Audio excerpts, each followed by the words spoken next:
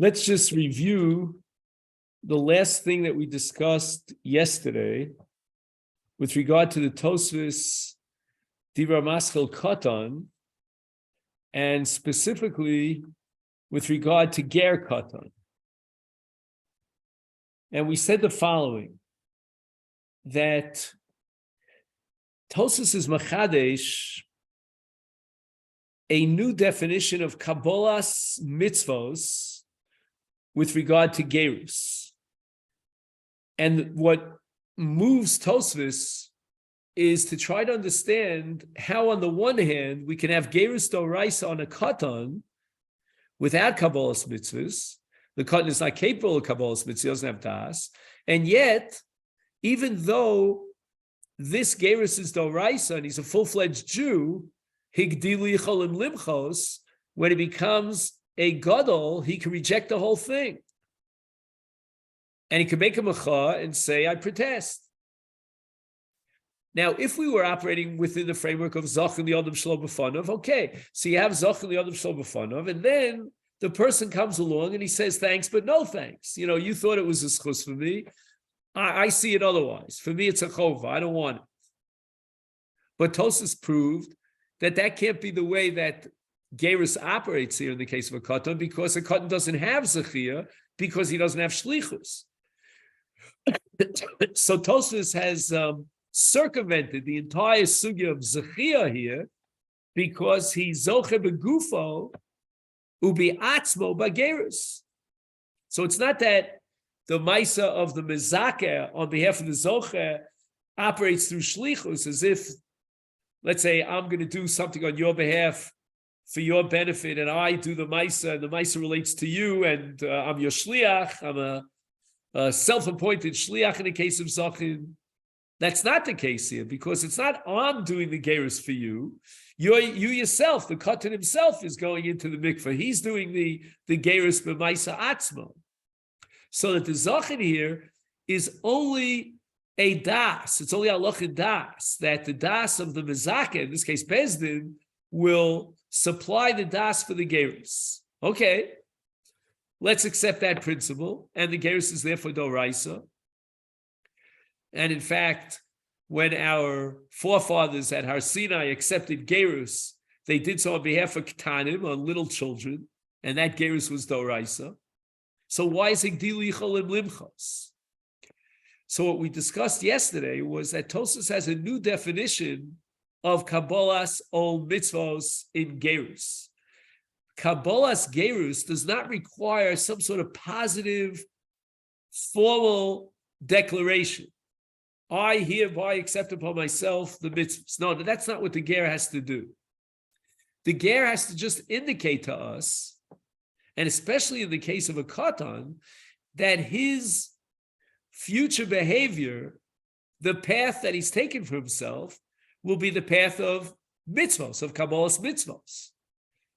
If we can see from circumstances that, he came and he went through Mila and Tefillah, he came to the Bezdin, he wants to be a ger, we have every reason to assume that he accepted upon himself the mitzvahs. In the case of a katan, it's a little bit tricky, because we can only determine that the katan's goal, or shall we say his purpose and agenda, is to implement the mitzvahs, if we see on one occasion after he became a gadol and he made the decision on his own to continue with his mitzvahs, that's enough to be a Kabbalah. But if at that moment, when he becomes bar mitzvah, he says to us, I'm not interested, he makes a mecha, then we had no right to assume that he was going to implement the mitzvahs and observe them, and it was never a tacit Kabbalas ol mitzvahs. Let me just add one comment before we go on. You know that ger katan matbilin osal das bezdin is quite common today. Especially amongst couples that can't have children, so they adopt a non-Jewish child and they megayer him in front of bezdin. And there's a big issue in the poskim as to whether or not the parents the Jewish parents that adopted a non-Jewish child and were Megayer him al pi bezdin, where they have to notify the child that he's a ger. And there are different shitos.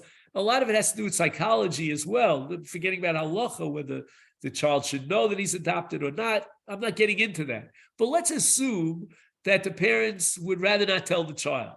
They want the child to believe that he was born Jewish and he is their child.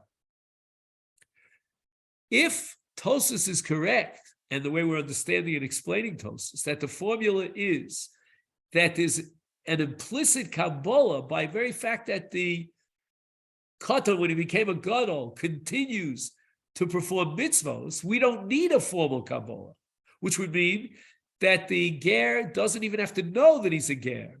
That has tremendous repercussions. There's a very famous tshuva of Rav Moshe Feinstein about this. Do we have to notify the ger? The way Tosfos is saying, it's not the way you might have assumed that he needs a formal Kabbalah's mitzvos, which would mean that he has to come in front of a bezdin, and we have to tell him now, at the age of 13, you're a ger, and do you want to continue the mitzvahs? And he has to make a declaration. No. If he continues in the way of mitzvos, that itself, halachically, is considered a Kabbalah's mitzvahs. Because Kabbalah's mitzvahs, again, is not a formal, positive declaration, but it's rather just an indication or circumstantial evidence that he will continue to do mitzvahs. That's what we discussed yesterday.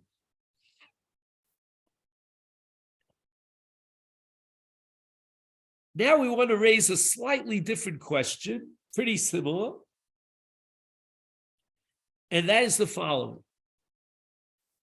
What happens when the Katan becomes a Gadol and he exercises his right of Mecha? I don't want it.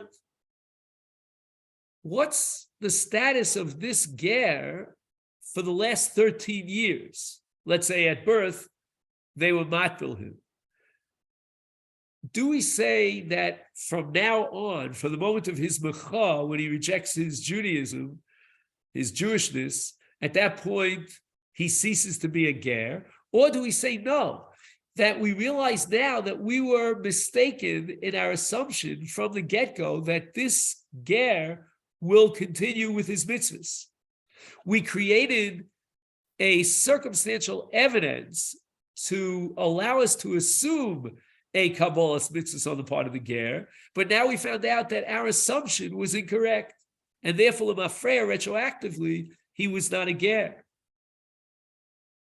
And here's where we find a little bit of a battle between what I call conceptual halacha and practical halacha. On a conceptual level, it would seem that when the Katan becomes a Gadol and he makes him a Cha, he's oker his Geirus Lemafreya. Conceptually, that has to be the case, because you can't be a ger and then all of a sudden cease to be a ger. I'll give you an example. I mean, let's not compare it, but in Hegdesh, there's halacha that Hegdesh lo paka b'chdi. You can't say, well, I'm going to be makdish this for 10 days, and after 10 days, it ceases to be Hegdesh. Once it's Hegdesh, it remains Hegdesh. You have to be poded, or if it's Kedushas Mizbeach, it becomes a Balmum, whatever the case may be. So in the same way that there's halacha that Hegdesh lo paka b'chdi, Hegdesh doesn't just evaporate, so too, in the case of Geirus, which is Kedushas Yisrael, the Kedushas Yisrael is like a kind of a Hegdesh halacha. And lo paka b'chdi, it doesn't just evaporate. So for 13 years, he was a Jew, and now he's no longer Jewish. There ain't no such thing. That's on a conceptual level. And therefore, we're going to assume that what the Mecha does is, it indicates, it reveals that we were working with a wrong assumption from the get-go. And there never was a Kabbalah's mitzvahs. We assume the Kabbalah's mitzvahs tacitly, by implication. The child is going in the right path. And after he becomes bar mitzvah, he continues in that path. That was our Kabbalah's mitzvahs. But if when he becomes a bardas, he decides that, this is not for me, I'd rather be a guy, then we were working with a mistaken assumption. So conceptually, I think we would certainly say that the Geirus is nekar b'lemafreya, that from the get-go, he was a guy. The practical implications of that are very severe. That means that for 13 years, we treated this and assumed that this Katan was a ger. And now we find out that for 13 years, we were mistaken.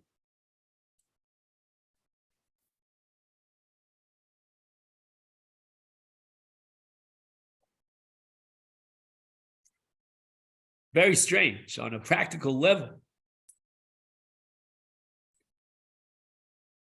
Like, for example, I'm not sure of the halachas here. We'd have to really do a little bit more research. Maga goy biyayin hassles the wine. So what are we going to say? That any wine that this child had come in contact with in the last 13 years is maga akum biyayin? Okay, it could be that maybe that's not a good example because I'm not sure what the status of a katan is with regard to maga yayin. Right, the chashash was that the akum might have used this wine for his libations, for avodah zarah. Maybe that doesn't apply in the case of a katan. I simply don't know.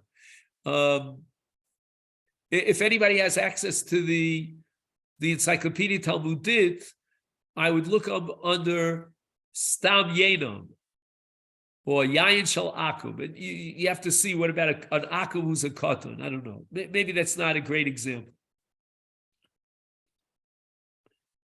Or, for example, we have halacha of Katan Mufla Le'ish, Samuch Le'ish. So if a 12-year-old boy would take a vow of Hegdesh, then it's Chal as Hegdesh. But what happens if a year later, this ger, when he hits 13, he's Oker as Geirus L'mafreya. So it's no longer Hegdesh? How do you cancel the Hegdesh in that case? There may be a whole bunch of nafkaminas here as far as being Oker the Geirus L'mafreya. Okay. Now, let's just add one other point here, and that is that Geirus requires a bezdin. And the Gemara derives this from a pasuk, Mishpat Ksiv Bey, that requires a bezdin. So for sure, Mila and Tvila require a bezdin. What about Kabbalah's mitzvos? When a guy comes to be Yizgayer, does he have to be Makabal mitzvos in front of the bezdin? L'chora would depend. If there's a formal declaration, a Kabbalah b'fnei bezdin as a Maisa Magayer, and it's no different than Mila Tvila, then the Kabbalah has to take place in front of bezdin. But according to our Tosfos, that there is no requirement of a formal Kabbalah. All we need to know is that this ger was miskayer al manas lekabel ulakayim es mitzvahs. That was his purpose. That was his intention, and that creates an assumption on our part that there is kabbalah's mitzvahs. For that, we don't need a bezdin. Anybody can testify that this ger at the age of 13 shows up to shul. He's the 10th man for a minyan. We see that he's being noeg like Minhag Yisrael and he's Mekayim the mitzvahs. We don't need a bezdin for that. So it seemed from Shitas HaTosfos that Kabbalah's old mitzvahs, as opposed to Mila and Tvila, does not have to be in front of a bezdin. Because again, it's not a Maisa B'Maisa Geirus. Again, it's Ma'akev. It certainly is critical that he's Makabel mitzvahs, but that's a reality. That's not a formal declaration that requires, like any other Maisa Geirus of bezdin. So therefore, when this Katan, Shesgairu al Yidei bezdin, when he becomes a gadol and he does one mitzvah, then his Geirus is valid lemafreya from the time of his birth or whenever he became a ger.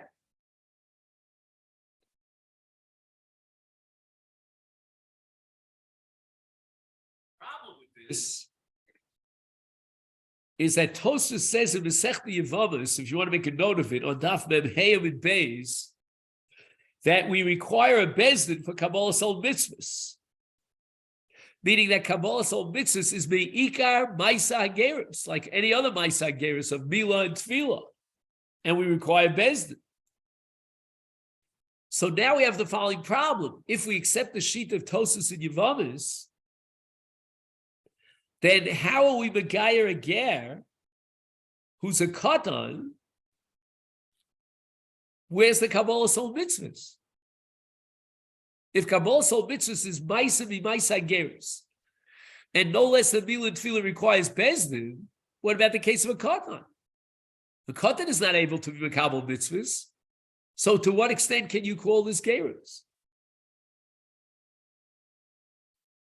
So the only way of wiggling out of this problem logically and mathematically is to assume that Tosfos and Yevamos is operating within Zachar Li'olam Shelo B'fanav, that we can supply the Kabbalas ol mitzvahs on behalf of the Katan because it's a schus.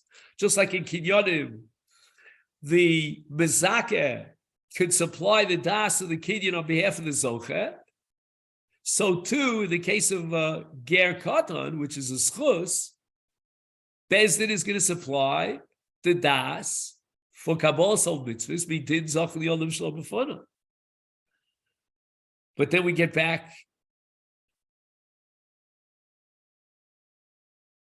Yeah, wait a minute. So let's count up the positive aspects on our figures here. One positive aspect is we now understand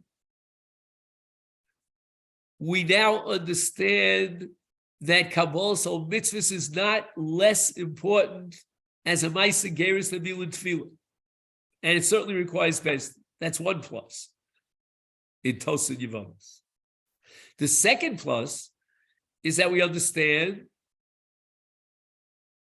that Higdili Cholim Limchas, because we're operating here within the framework of Zachar Li'olam Shelo B'fanav. And whenever you are Zochar on somebody's behalf, he has the right to say, thank you, but no thank you, I don't want it. So those are two major advantages. We need a Maisa Bezdin for Kabbalas ol mitzvahs, and we're working with Zachar Li'olam, and that supplies the Kabbalas ol mitzvahs for the Katan. And another great advantage is now we understand Higdili Cholim Limchas, because in any case of Zachar Li'olam Shelo B'fanav, the Zocher has a right to say, I don't want it. But what we don't understand is how could there be Zachar Li'olam Shelo B'fanav on behalf of Katan? And not only that, the Katan to boot is a guy. So where's Zachin and Shlichus in the case of a Katan or in the case of a Katan guy? Okay, if a Katan Yisrael, you could say, all right, he's going to become Nichlal B'chlal Shlichus later on, down the line. So we can already apply Zachin Li'odam. He is in the parsha of Shlichus, but a guy doesn't have Shlichus. And then we have to come back to the logic of Tosfos of Gito V'Yodam Bon Kachas, if you remember that whole discussion that we had.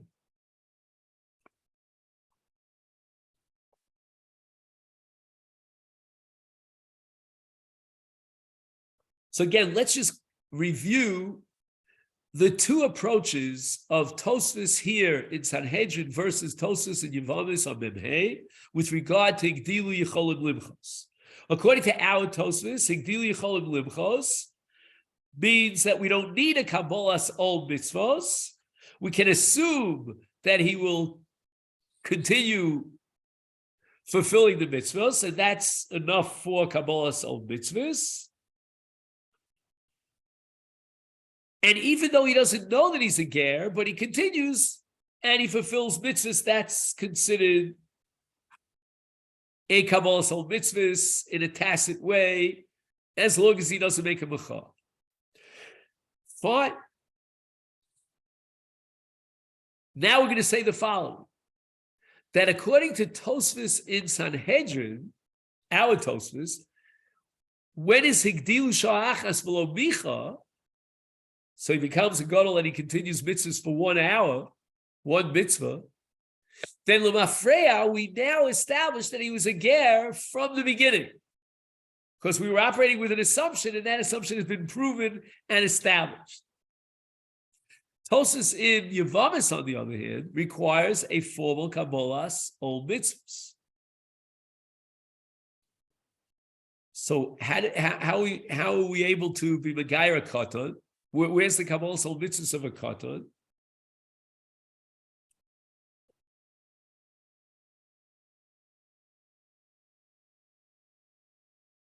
So we're going to have to say that the Kabbalas ol mitzvahs of a Katan is predicated on the assumption that there's a schus to be a Jew. It's a good thing to be a Jew.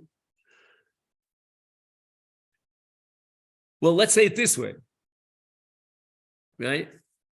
You remember the song? It's very popular now. I was at a wedding. What is it? How does it go? It's great to be a Yid or something like that. Do you know the song? Okay, anyway. Oh, Gishmak to be a Yid. That's the song. It's a very catchy tune. I'm not going to sing it for you because I'm not feeling so well. But anyway, Gishmak to be a Yid. So we were working with that assumption that it's Gishmak to be a Yid. It's a schutz. And based on Zachal Yodam Shalom B'fanav, we can supply the das and the Kabbalas ol mitzvahs for the Katan. Higdilu Yecholim Limchos. Why? Because now, through the Mecha, he proves that our assumption that Gishmak to Zayin Yid is true in general, but not for this particular fellow. For him, it's not Gishmak to be a Yid. He would rather be a God.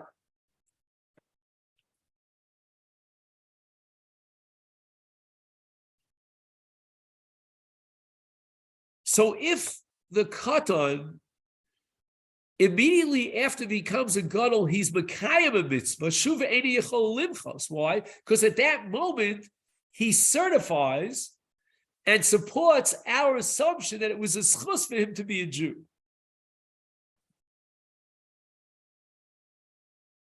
However, if when he finds out that he's a ger,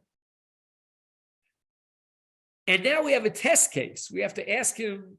It's like a litmus test. We have to ask him, well, we were operating with a schus, and we established a formal Kabbalas ol mitzvahs in front of Bezdin on your behalf. Now tell us, were we operating with the right assumption? Is it a schus or not? Okay.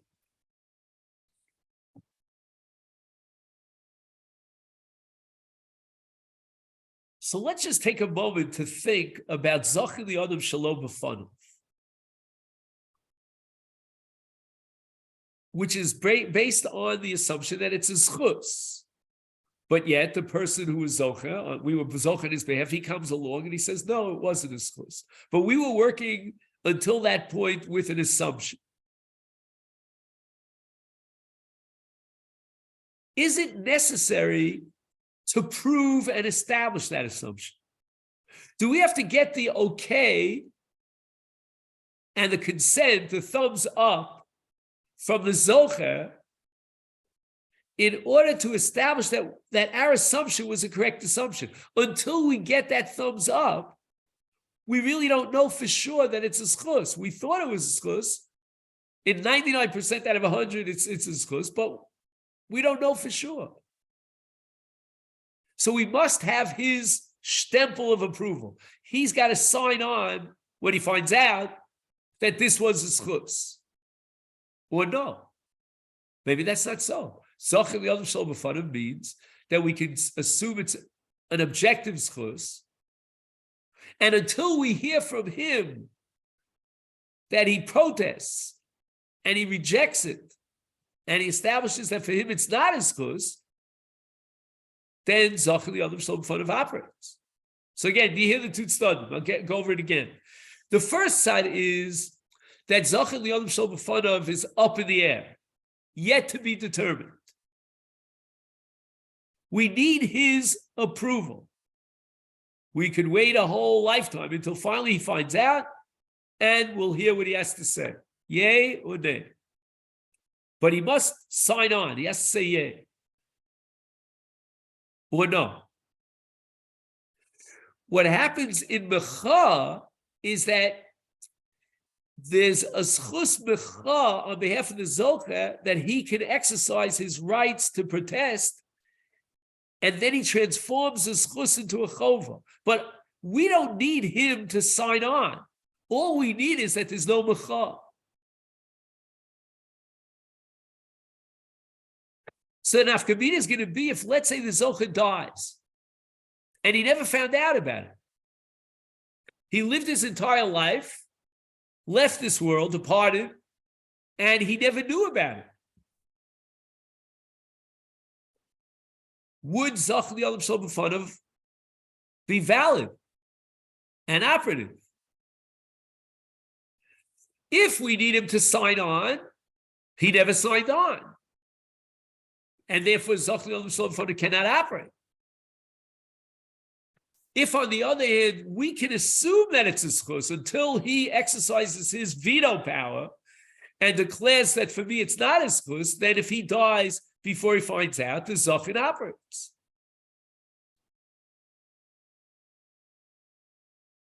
So if we apply this to the case of Ger Katan,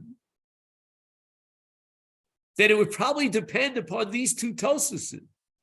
Tosus in Yevamis, who requires a Kabbalah Sol mitzvahs, he might say that Higdili Cholim Limchos means that we can only establish his Geirus when he finds out about his being a Ger, and he gives us the okay and the nod of approval. Whereas Tosus in Sanhedrin might say that the Geirus is Chal. If he continues to be a Jew, then we don't need a formal Kabbalah Sol mitzvahs, just that we'll give him a separate schus mecha. We're going to create a schus mecha. And we're going to give him a one-time shot, a one-moment shot at mecha. This is your glorious moment.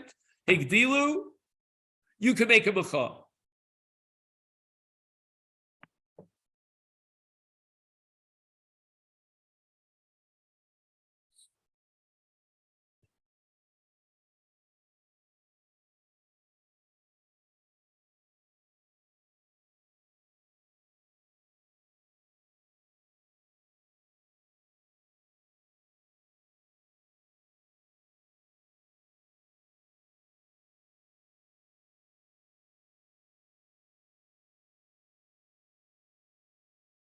Okay, what I'd like to do now is, after all this time that we spent on Tosfos, maybe to go back to the Gemara itself. So let's just see where we can pick this up.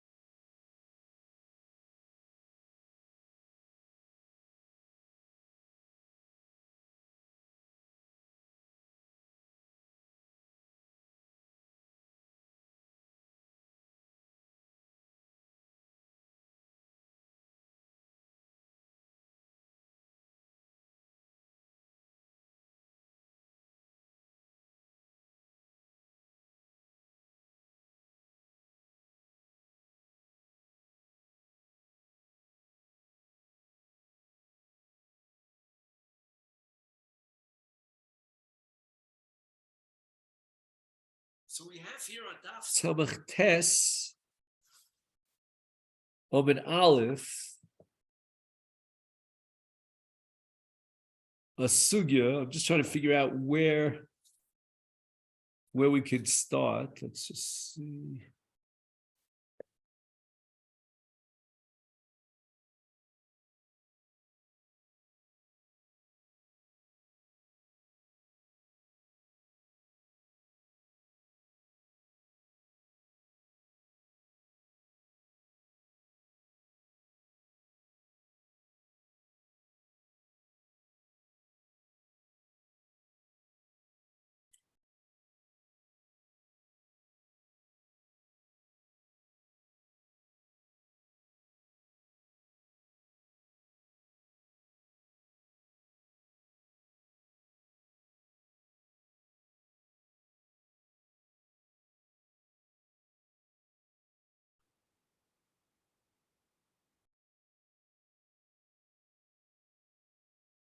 Okay, I think we can start with the Bechizkiah Tana. So what we're going to do is we're going to skip a little bit here. Let's count down on top of Samach Tes 1, 2, 3, 4, 5, 6, 7. 7 lines down.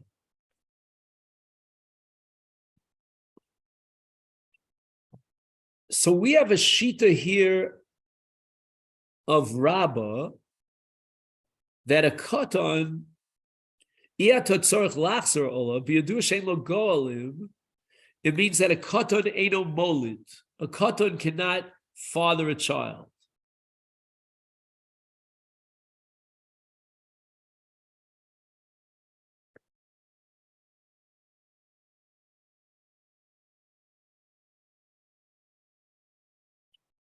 So we're up to the Bechizkiah Tana. We're going to try to support Rabbah's assumption that a Katan cannot father a child from a brisa from the Beis Medrash of Chizkiah. And we're learning now the Parsha of Rotzeach in Shmos Chaf Aleph. V'chi yazid ish, I'll read the whole pasuk. V'chi yazid ish al re'ehu lahargo bi arma. And it doesn't say v'chi yarshia ish, but rather v'chi yazid ish. What is v'chi yazid ish? Ish mezid umazriya, v'yein katan mezid umazriya.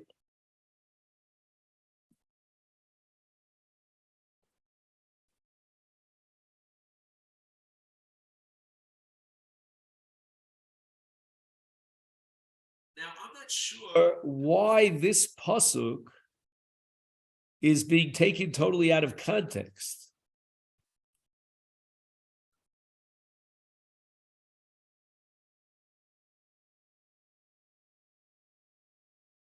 Okay. I see that they talk about this, but let's leave that out for the time being.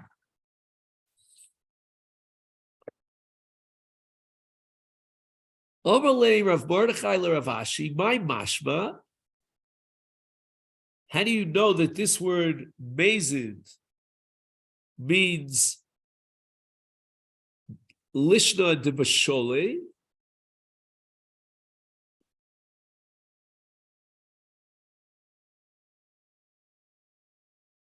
I guess bashole is some sort of biological preparation of the zera.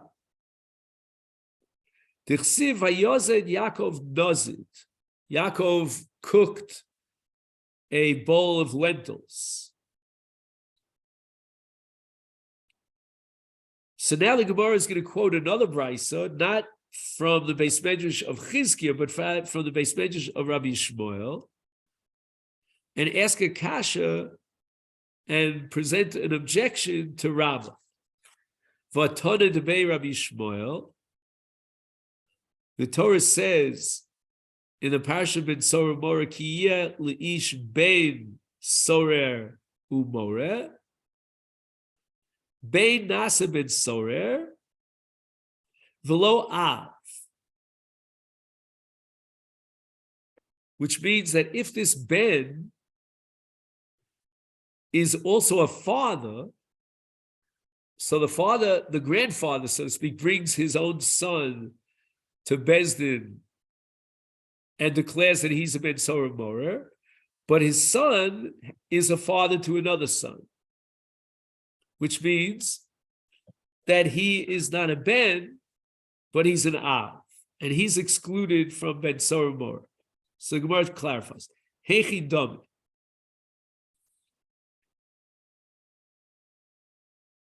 Ilema di Aber, Basar di Aisish de Saros, if he impregnated a woman after he already had Shtei Saros, the Olid Mikami de Lakif Zakon, and she gave birth to a child before Hekef Zakon. Now, after she gave birth to a child, he became a Ben Sorer, and the Pasuk is telling us that he's potter for the Onesh because he has a son. So Gemara says that can't be. Why? Mi ika shaus kule hai. We need 9 months until the child will be born. V'amarav kruspedai kol yom shel ben tzar mora ein el shlosha chadashim bilvad. Now, it's from the moment he produces shtei saros until hekef hazakon is only 3 months. So you can never actually have a Ben Sorah Morer who impregnated a woman who gave birth to a child, because that takes 9 months, and his whole period in which he's a candidate to be a Ben Sorah Morer is all told 3 months. Elalav, di aber becoming delaise. So 6 months before he had Shtei Saros, he impregnated a woman. The Olid, and when did she give birth? She gave birth 9 months later, but before it was Hekef Zakon. Ushmamina Katan Bolid. So we see that even though he was only 12 and a half years old, he was able to impregnate a woman, and she would give birth 3 months after his 13th birthday, after Shtei Saros. And this against Rabbah, because Rabbah said that a cotton cannot be bolid. And where it says lo, li olam di aber basa di aise, she became pregnant after he produced Shtei Saros. The olid basar di akif zakon, and she gave birth after Hekef Zakon. But wait a second, we just finished saying that Hekef Zakon is a 3-month period. Udakakasha de Rabbi Kruspedoi. So you raise the objection from Rav Kruspedoi, because the whole Zman of Ben Sorah is only 3 months. So Gemara wants to answer that within that 3-month period, he didn't have a Ben, but nevertheless he's called an Av. Why? Ki asa Rav Dimi came for Eretz Yisrael to Bavel. Omar, Amri b'marav. And this is what they say in Eretz Yisrael to interpret the Bryce of Rabbi Shmuel and the din of Rav Kruspoy, is Ben v'lo aroy l'kroso Av. When it says Ben Sorah Mora, the word Ben is excluding someone who is on the way to becoming a father.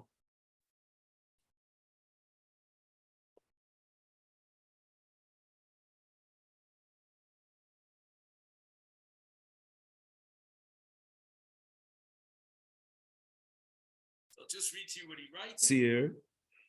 He says, Klomar me'es shestam na royally kore av v'hainu kavor shlosha chadoshim liachar avos shtei saros yishuv eino nasa ben sorah v'nikva zman shel shlosha chadoshim v'vnei shem hayabal isha liachar avos shtei saros v'hi hoysa misaberes haya ha'ubar nikar kavor shlosha chadoshim. So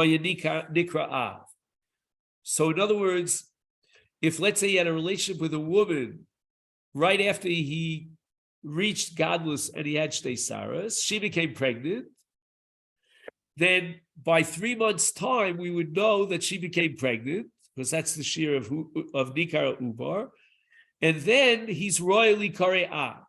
So after that 3-month period, he's not a candidate for Ben Sorah Mora. Gufa Omrav Kurzbay Omrav Shabtai. Kol Yom Sheben Sorah Mora Einam El Shlosh Chadoshim Bilvad. V'anan Tanan Mishayavi Shtei Saras V'Yad Sheyakim Zakon. So the Gemara answers, Hekiv Zaken Afagav Delo Molu Shlosha Chadoshim, Molu Shlosha Chadoshim, Afagav Delo Hekiv Zaken. So he leaves the Parsha and the candidacy for Ben Saramor in one of two different possible ways. Either because he reached Hekiv Zaken, even though it's less than 3 months since his Shtei Saras, or he had already a 3-month period after Shtei Saros, and he didn't reach yet Hekev Zaka.